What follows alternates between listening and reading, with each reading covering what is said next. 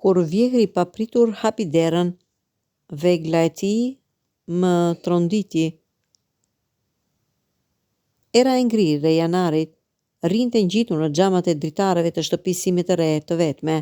Së fundmi, isha ndarë dhe ndarja kishte lënë jo vetëm dhimbje, por edhe një zbrasti fizike, një etje prej prekjes njerëzore që as alkooli, as orët e gjata të punës nuk mund ta shuanin. Isha 36 vjeç dhe ndjehesha si një djalë i rrugëve i humbur në një apartament që ende nuk ndihej si shtëpi. Vjehri im, Niku, ishte burri i pakënaqur në të 6 ditët e tij, me duar të mëdha dhe të ashpra që dikur kishin punuar në fabrikë. Marrëdhënia jon kishte qenë gjithmonë e ftohtë, e kufizuar në biseda të shkurtra gjatë darkave familjare. Tani që e bija e tij nuk ishte më, lidhja jon prisja që edhe lidhja e dobët të shkëputej, por nuk ndodhi kështu. Në një mbrëmje, pak ditë pasi kisha marrë dokumentet e ndarjes, ra në derë një trokitje e fortë e vendosur. E hapa dhe aty qëndronte Niku, i veshur me një xhaketë të vjetër lëkure me fytyrën e tij të gdhendur nga stina dhe brengosur. Bisedë, tha thjesht dhe pa pritur një përgjigje, u fut brenda duke sjellë me vete errën e tymit dhe të ftohtësisë së jashtme. Çfarë? Fillova, por ai e mbylli derën. E dëgjova, tha, duke hedhur një shikim rreth apartamentit të rrëmujshëm, me kuti akoma më të hapura dhe goda të pista. Për ndarjen, për atë idiotin që e la të bijën time. Nuk ishte fjala të bijës time ajo që më goditi, ishte intensiteti në zërin e tij, një hidhërim i prehtë dhe i jashtëzakonshëm që nuk e kisha parë kurrë tek ai. Niku, mos fol, tha, duke ngritur dorën. Nuk erdha këtu për keqardhje. Erdha për të parë nëse je ende burr. Fjalat më goditën si një grusht. Çfarë dëshiron të thuash? U kthye dhe sytë e tij të kaltër të errët më shqyrtojnë si një mjeshtër që shqyrton një material të dëmtuar. Ajo që bën një burr, tha me zë të ulët. Kur bota e tij shkatërrohet, ai rri dhe pi dhe ndjen keq për veten. Ai bëri një hap drejt tij. Ose ndërmerr diçka, kthen dhimbjen në diçka tjetër, në diçka të fortë. Ndjeva një nervozizëm të çuditshëm, një sinjal alarmi që tingëllonte thellë brenda meje.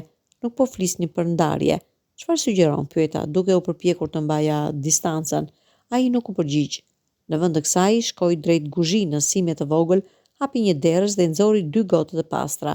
Nga xhepi i xhaketës së tij nxori një shishe raki të fortë të bërë në shtëpi. I deri 2 gërmalla të mëdha.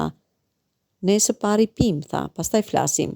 Rakia na dogji fytin, një zjarr i pastër dhe pa mëshirë. Ulëm në koltuk, kundrejt njëri tjetrit. Pas godës së tretë, tokëzimi i ashpër i Nikut dhe inati i tij i fshehur filluan të zbresin. Foli për humbjen e punës së tij, për dashurinë e tij, për të bijën, për zhgënjimin e tij ndaj meje, jo për shkak të ndarjes, por për shkak se nuk kisha luftuar më shumë. Dukesh si i thyer, gërviti. Nuk dukesh si burr që ajo kurrherë dashuroi. Këto fjalë më shpuan thellë. Ti nuk e di asgjë për atë që ndjeva, i thash, zëri duke u ngritur me të nxehtën e rakisë. E di kur dikush ka lënë një pjesë të vetes pas, u përgjigj dhe pastaj si një goditje shtoi. Më duhet të tregoj diçka. Në vend të shpjegonte u ngrit. Pa një fjalë, filloi të zhvesh xhaketën e lëkurës, pastaj bluzën, duke u ofruar stolit. Nuk ishte një shfaqje erotike, ishte një shfaqje monumentale.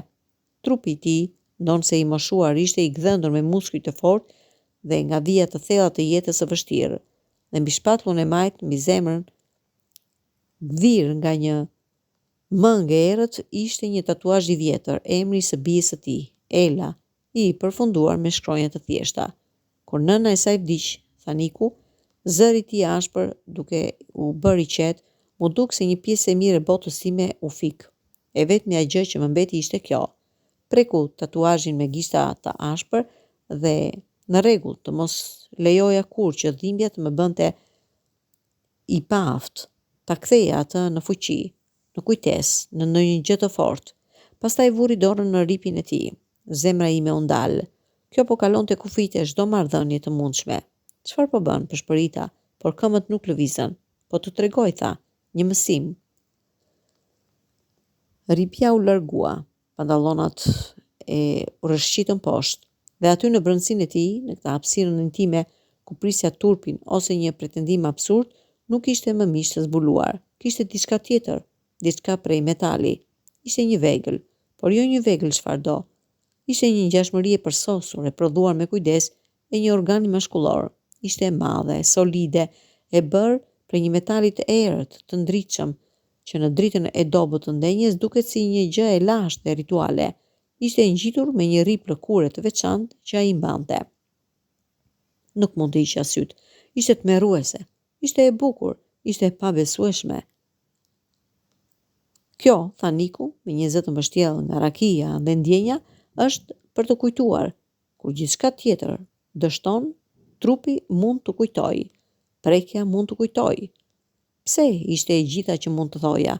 Sepse ti e do, atë tha, dhe tani zëri i tij kishte një intensitet të jashtëzakonshëm, dhe humbja të drejtën për të prekur, për të ndjerë, dhe dhimbja po të ha. Ai bëri një hap drejt meje dhe metali i errët shkëlqeu. Le të mos flasim më për dhimbje, le të kujtojmë ndjenjen. Çdo instinkt në mua duhej të ikte, por isha i dehur dhe i vetmuar, dhe të vërtetën e pamohueshme dhe fjalët e tij. Dhimbja po më hante. Kisha harruar se çfarë ndjenja të ndjej të gjallë. Pa fjalë, Niku e çoi dorën e tij të madhe të ashpër dhe e vuri në faqen time. Ishte e ashpër, por e ngrohtë. Jo një prekje e një të dashuri, një prekje e një grua që njihte humbjen. Le të mos humbim edhe këtë, përshpëriti. Dhe unë, kundër gjithë arsyes, kundër gjithë normave, mbylla syt dhe pranova. Ai nuk ishte i ëmbël, nuk ishte i butë, ishte si vetë stuhia, e paparashikueshme, e ashpër, e pastër, e prekja e tij e përforcuar nga ngrohtësia e metalit gjitha trupin tim. Ishte si të kthehesha në një shtëpi të harruar. Dhimbja dhe kënaqësia u përzien në një përzierje të padallueshme. Kishte një hidhërim të madh në mënyrën se si ai më preku.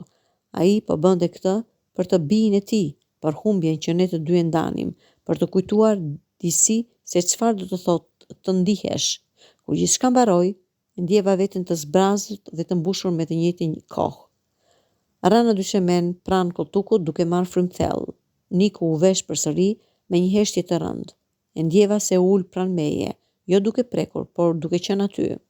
Dhimbja nuk ikën, tha pas një kohe të gjatë.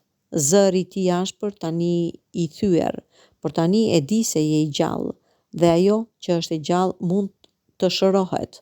U ngrit dhe përpara se të dilte, ra në ballë mua, duke vënë një dorë në shpatullën time. Mos i trego kur asaj, tha. Kjo nuk është për të, kjo është për ne, një kujtim i çmueshëm. Dhe pastaj u largua, duke lënë pas vetes erën e rakisë së tymit dhe kujtimin e prekjes së tij të ashpër dhe të pandashme. Nuk e kam parë Nikun në të njëjtën mënyrë kurrë më pas. As unë, as ai nuk e përmendëm kurrë atë mbrëmje, por ndonjëherë, kur e takojmë në darka familjare, shikimet tona takohen për një çast. Në sytë e tij, të kaltër, të errët, lexoj të njëjtën hidhërim dhe të njëjtën forcë. Dhe unë e di se aty të fshehur në rrobat e tij është ai metali i errët, ai kujtimi ndërtuar prej hekuri dhe dëshpërimi që na kujton të dyve se edhe në mes të shkatërimit ekziston një prekje, edhe në mes të humbjes ekziston një lloj tjetër tërheqjes. Dhe ndonjëherë kujtesa e ndjenjave është e vetmja gjë që na mban të lidhur me botën, dhe kur kjo kujtesë vjen në një formë kaq të papritur dhe të ndaluar.